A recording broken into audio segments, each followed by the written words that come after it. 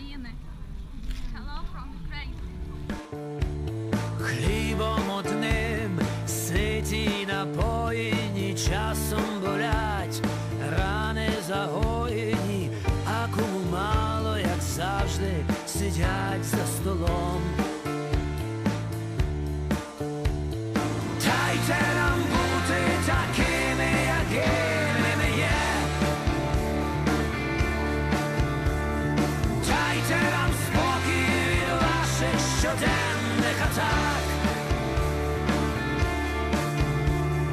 Дайте нам бути такими, якими ми є.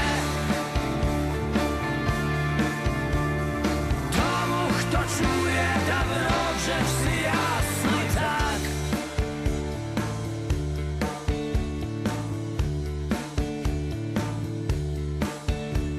Зайві слова кимось та й скажуть.